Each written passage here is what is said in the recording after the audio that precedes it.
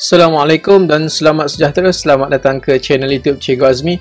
So, hari ini kita akan mempelajari mata pelajaran Bahasa Melayu tingkatan 2. Tajuk hari ini ialah Pantun Kiasan. Tanpa membuang masa, mari kita terus ke slide saya yang pertama. Okey, inilah slide saya yang pertama, iaitu anda dapat lihat tajuk kita ialah Pantun Kiasan. Okey, so seterusnya kita akan lihat pantun kiasan, okey, so, yang terdapat dalam buku Komsas anda. Selepas kita melihat pantun tadi, kita lihat pula apakah maksud pantun yang terdapat bagi rangkap 1. Rangkap 1 membawa maksud perbuatan membazir merupakan amalan yang merugikan. Rangkap 2, orang yang merantau selalunya akan merendah diri apabila berada di tempat orang. Kenapa dia merendah diri? Kerana dia tahu, okey, luasnya dunia ini, okey, kerana dia tahu luasnya alam ini. Bila kita merantau tempat lain, maka akan ada kelebihan-kelebihan lain di tempat yang lain. Okey, sebab tu digalakkan untuk kita merantau. Yang ketiga, rangkap 3, sebelum menginginkan sesuatu yang mustahil, ketahuilah tahap kemampuan dan kebolehan diri kita lebih dahulu.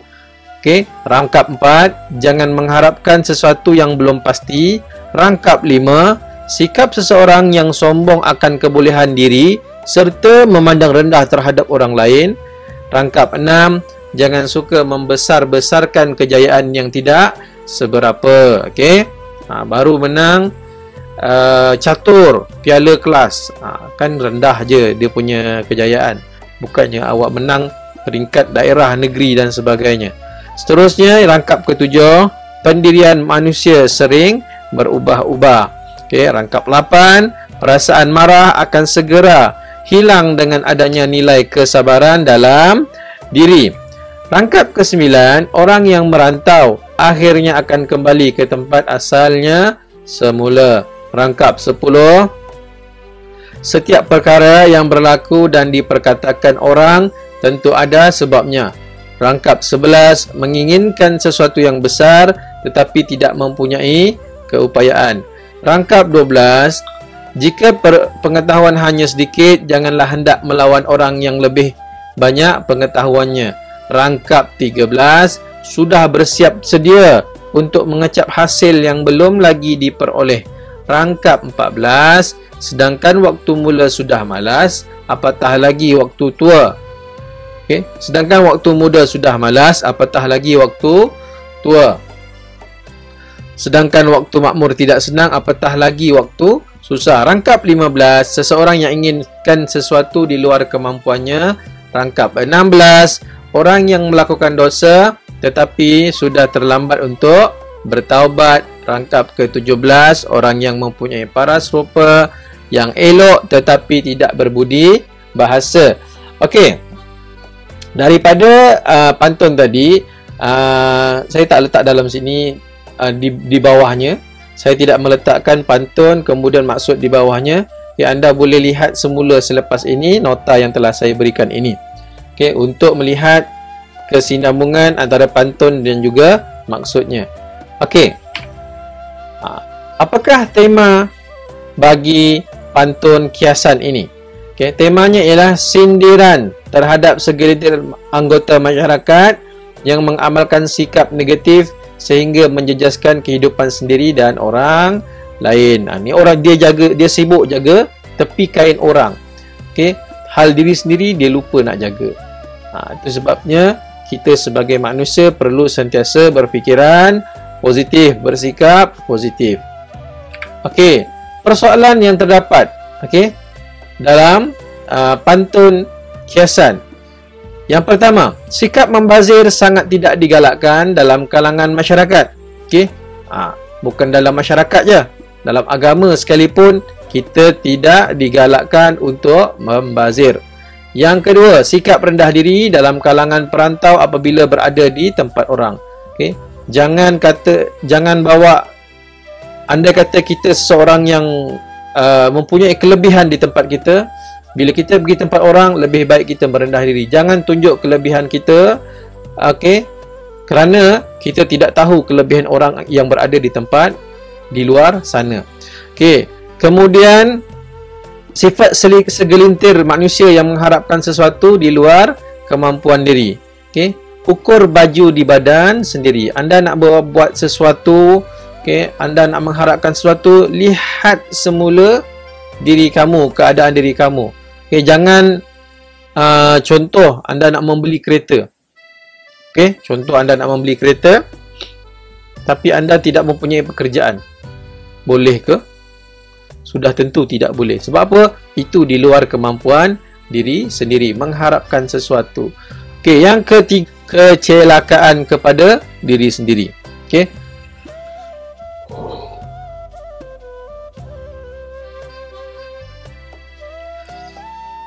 Okey, biasanya sifat sombong begitulah. Okey. Dia akan membinasakan diri kita sendiri. Yang seterusnya, sifat sabar dan pemaaf akan dapat melenyapkan kemarahan. Dalam Islam, okey, dalam agama, okey, kita disarankan untuk bersifat sabar dan pemaaf. Okey, sampai ditulis dalam Al-Quran, innallaha ma'as sabirin. Sesungguhnya Allah bersama dengan orang-orang yang sabar. Okey. Kemudian sifat malas yang bermula sejak kecil akan sukar diubah apabila sudah dewasa. Sebab itulah, okey, orang tua-tua dahulu mengatakan apa? Melentur buluh biar dari rebungnya. Okey, perlu mendidik anak-anak daripada kecil. Kalau dah besar, susah nak ubah. Apa lagi? Okey, anak-anak ibarat sehelai kain putih. Ibu bapa yang nak mencorakkannya. Andai kata daripada kecil dah kotor, bolehkah kain yang putih tadi hendak dibersihkan? Sudah tentu tidak boleh, kerana kotorannya terlalu lama. Kemudian yang seterusnya, selain itu, paras rupa yang elok tidak berharga jika tidak berbudi bahasa. Muka cantik, bahasa tak ada, habis, out. Okay. Muka tak cantik tapi bahasanya dijaga, itu lebih baik.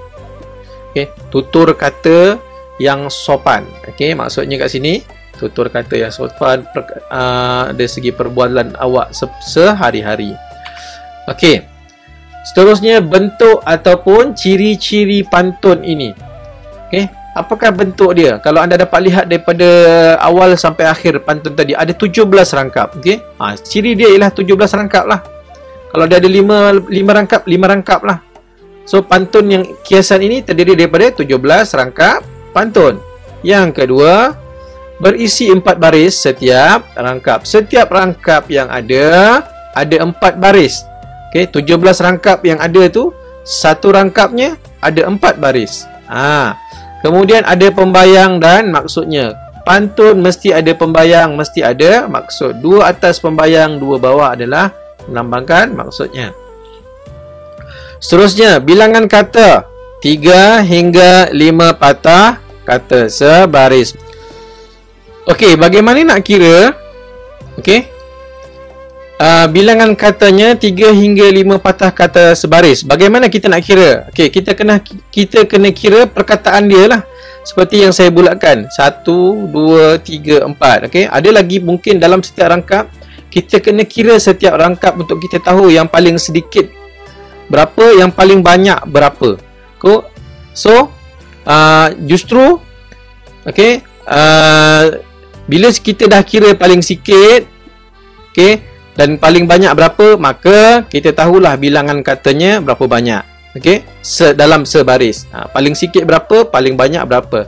Di sini paling sikit 3, paling banyak 5 patah kata sebaris. Seterusnya, bentuk seterusnya terdiri daripada 8 hingga 11 suku kata sebaris. Okey, macam nak kira? Kiralah suku kata dia. Okey, 1, 2, 3, 4, 5, 6, 7, 8, 9, 10. Okey, ini 10. So paling sikit ada 8 baris, ada 8 suku kata. Manakala paling banyak ada 11 suku kata. Macam mana dia boleh dapat 11 ni? Okey, kira setiap baris. Okey, kira setiap baris, setiap rangkap. Saya ambil contoh sini, rangkap ke-17, okey, dan baris-baris yang berada di 17. Okey, bentuknya terikat. Kenapa terikat? Okey, sebab setiap rangkap hanya ada 4 sahaja. Okey, setiap rangkap hanya ada 4 baris sahaja, tidak ada 5, tidak ada 6, tidak ada 7. Okey, seterusnya kita lihat unsur gaya bahasa. Yang pertama, image alam. Contohnya ikan. Okey, dalam pantun tadi ada perkataan ikan, ada perkataan buah bacang, burung dekut, gelam, kenanga, kumbang, bunga, gunung. Okey? Itu semua adalah image alam. Mana-mana yang ada dapat kenal pasti dalam rangkap, dalam baris, ada je perkataan yang alam sekitar kita, maka dinamakan image alam. Yang kedua, peribahasa. Contoh, jangan ikut resmi ayam bertelur sebiji riuh sekampung. Itu peribahasa. ada dalam pantun tadi. Masakan tempua bersarang rendah kalau kail panjang sejengkal. Usah lautan hendak diduga. Itu adalah peribahasa yang terdapat, antara peribahasa yang terdapat dalam pantun kiasan ini. Seterusnya, gaya bahasa yang seterusnya, repetisi. Okey, contohnya tikar pucuk, tikar mengkuang. Repetisi ni apa dia?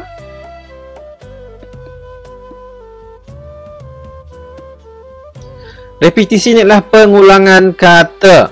Okey, pengulangan kata. Awak tengok kat situ repetisi, dia ulang perkataan tikar. Okey, bahasa Inggeris repeat lah.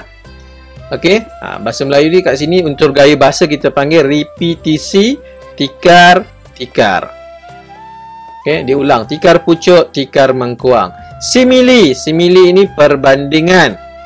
Okey, macam mana kita nak kenal pasti simili? Anda lihat perkataan-perkataannya, macam, bagai, ibarat, okey, laksana. Itu semua antara perkataan-perkataan melambangkan simili. Kemudian baru tengok macam melukut di tepi gantang. Okey, simili. Yang kedua, laksana gadis Menteri Bogor, sungguh laksana bunga dedap. Okey, tengok sini. Biasanya simili akan ada perkataan-perkataan inilah di hadapan dia. Okey, dalam dia punya ayat tu kan akan ada perkataan apa dia? Bak, bagai, ibarat, macam, okey, laksana. Okey, dan adalah lagi beberapa perkataan yang lain. Seterusnya, personifikasi. Apa dia personifikasi? Personifikasi dikenali sebagai pengorangan ataupun penginsanan. Okey, penginsanan. Maksudnya tindakan pengarang memberikan sifat manusia. Sama ada dari segi perasaan, perwatakan atau tindak tanduk kepada benda-benda mati, binatang, idea atau hal-hal yang lebih abstrak. Okey, dia bagi perlambangan sifat manusia kepada benda-benda selain daripada manusia.